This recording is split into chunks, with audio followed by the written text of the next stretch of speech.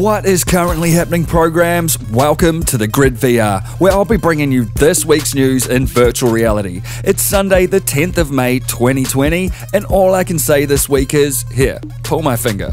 We've got The Walking Dead killing zombies on PS4, PSVR 2 wireless gesture support, hand physics labs doing hand things galore, Oculus Quest S, VR is dead, PSVR GORN, and much more.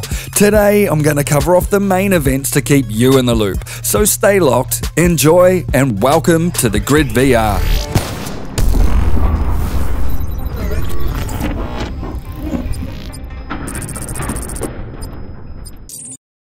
The Walking Dead Saints and Sinners is out now on PSVR. Skydance Interactive, the developers of the game, seem to have a knack for consistency in that they have a game on their hands where zombies come out of nowhere as they do a release that has just popped up out of nowhere.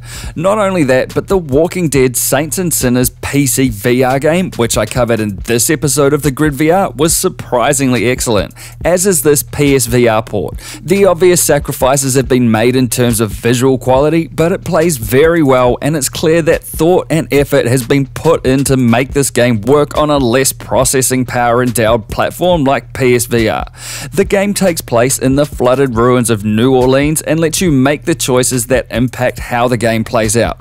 Carve your way through the undead and make gut-wrenching decisions through a city of darkness that infects more than just the undertones. This is an exceptional VR title and the only one of its kind in the Walking Dead universe, and the developers mentioned on a Reddit AMA this week that they are working on more content for the game. On top of that, an Oculus Quest port has previously been confirmed for a release later this year, so it seems the team are far from done and Walking Dead fans can expect to see more of what they came here for.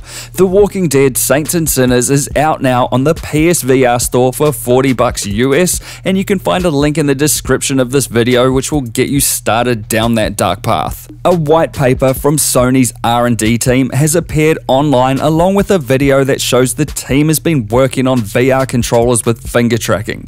This follows a patent from back in Feb which talked about finger sensing, and reports from late 2019 saying that Sony was working on a headset that also uses an inside-out tracking system like you'd see on an Oculus Rift, Quest or WMR headset. The finger tracking tech here uses machine learning and data recorded from 11 different poses from 12 different hand sizes to train the system.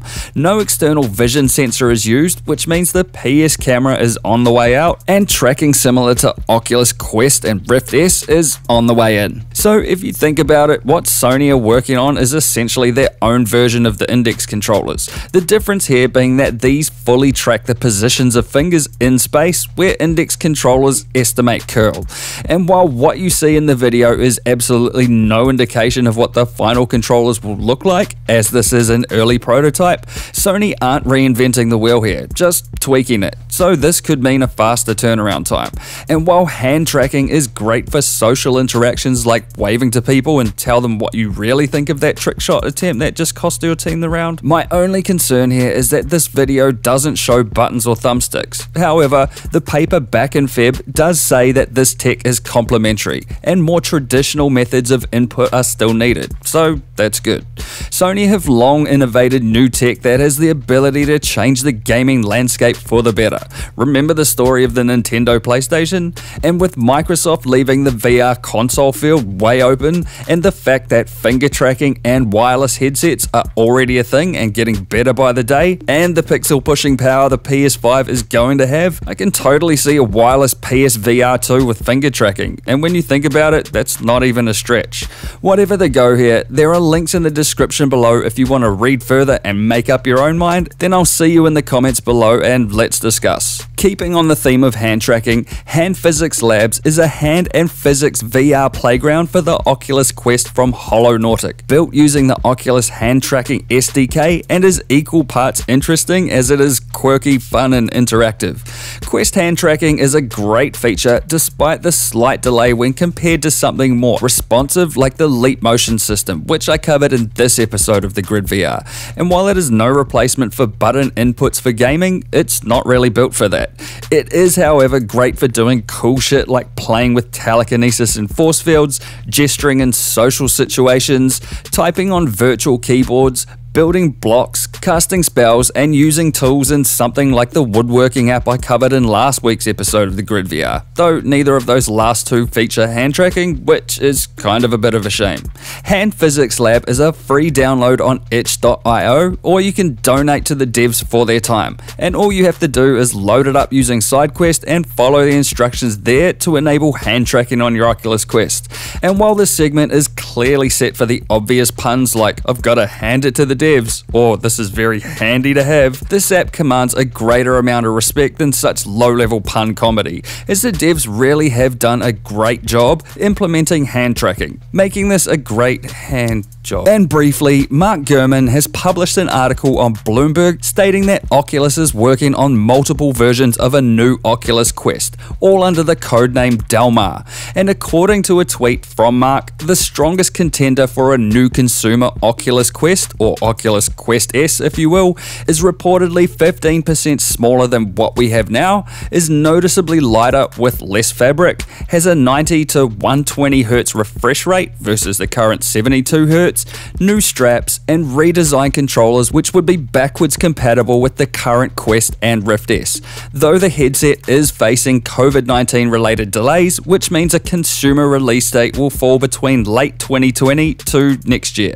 Despite the unnamed sources the information is apparently sourced from, this does all line up strongly with Oculus's business model so far, and given that a simple processor upgrade and potentially new screens is all the hardware that would be required to make this happen, again, it's not at all a stretch. Dr. Beef, the modder behind the Half-Life and Quake Quest mods, will soon be releasing a mod called Quest Z Doom, which will allow you to sideload and play games like Doom 64, Brutal Wolfenstein, Brutal Checks, Heretic, and more on your Oculus Quest, thanks to his excellent GZ Doom source port of the OG Doom engine.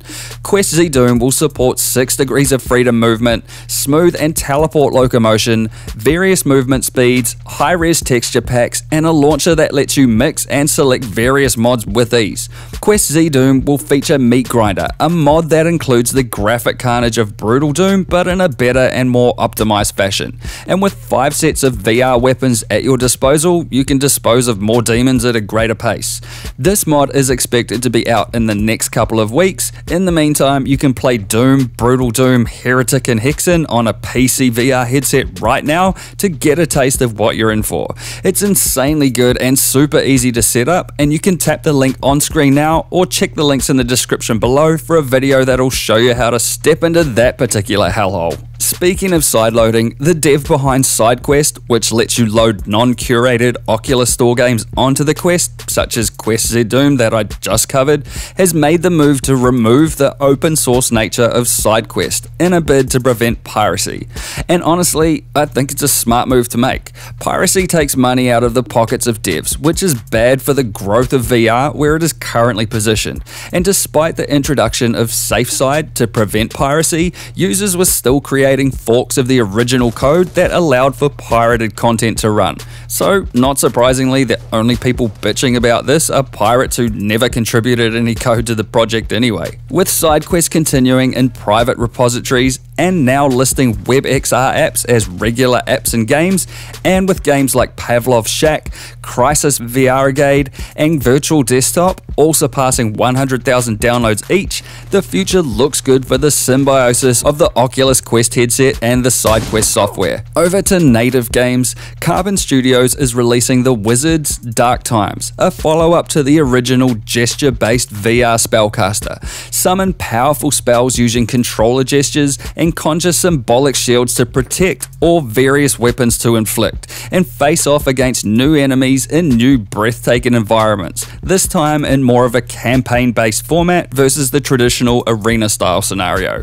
Originally positioned as a standalone expansion to that original title, but ending up as a full sequel, the Wizards Dark Times will release on the 5th of June for $25 on the Oculus Store and on Steam. And given that the original game landed on PSVR and Oculus Quest, I'd expect similar treatment here, and I'll let you know if and when that happens. Virtual Battlegrounds from Cyberdream Studios is another early access entry into the VR Battle Royale market. It boasts the largest player count in a VR Battle Royale of up to 24 players, the largest map at 4 square kilometers, multiple game modes, a climb anything anywhere movement system, physically controlled locomotion, and a physics-based interaction with weapons, so you can rest your weapon on any surface to steady your aim. It supports spatial voice chat, so people sound like they are where they are virtually in the game, the live system that allows this type of game recording, and a full body inverse kinematic system. You can find people playing the game most nights at around 9 PM Pacific time, and you can link up on Discord to plan your playtimes.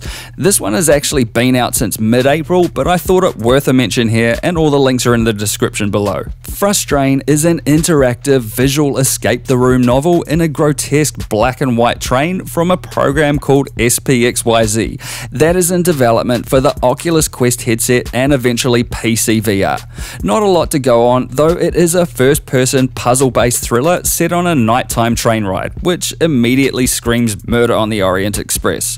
The developer explained the game on Reddit as few passengers caught vigil in a night train, sitting in their compartments, submerged into thinking they watched snowflakes flickering behind the window, drinking hot brewed tea, and in a corridor looking for a chatmate, there walks a man, having an odd and scary gift of sociability. A release this year will depend on developer funding, so don't expect any concrete dates just yet. Frustrain looks stunning and reads like a casual nighttime mystery. Stay locked here for updates. Davigo, a game whose title is a play on David and Goliath, gives us another avenue for VR players to play PC players thanks to the team at Davigo Studio. Fight as a mighty giant in VR and rely on physical, destructive attacks that require you to move your whole body, and then invite a friend to play on PC as the nimble warrior that builds up an explosive arsenal to take down the giant. Gather your friends and compete in arcade-style battles designed for VR pass-and-play multiplayer.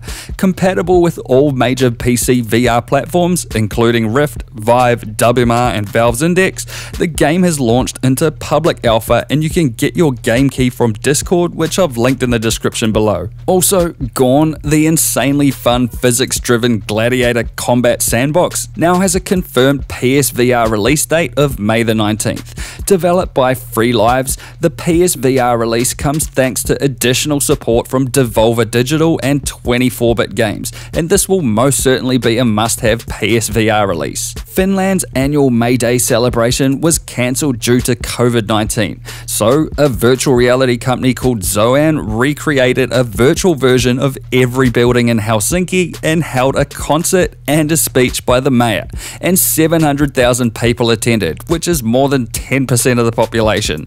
Epic work and a great shared experience in a time of isolation. The team at Facebook Reality Labs are working on a VR and AR text input method called pinch type, which combines user existing knowledge of the QWERTY keyboard layout with simple thumb and finger interactions. Think sign language for typing, and in my opinion, this is a much better option than any other solution I've seen so far. And another VR is dying article has hit the shit pile, this time from a Forbes freelancer. The article consisted of zero research, omitted facts, no relative figures, and no mention of the extreme growth of VR over the past month, then sealed the deal with a tweet prefacing that the demand of a product exceeding the supply of that product equals a death of that market. Of course it does. Then, moments later, a Stop Saying VR is Dying article swooped in on Forbes and used facts, of all things, to spectacularly rebuke the other article entirely. And if you want to find out more about that one, or any of the other topics I've covered today, as always, all the links are in the description. And finally, I myself like to write about fecophiliac safecrackers, because they too like hearing clicks and then being shit on. And that's this week on The Grid VR. You can help support this channel by grabbing exclusive rewards on Patreon, and if you like this video, then crush that like button,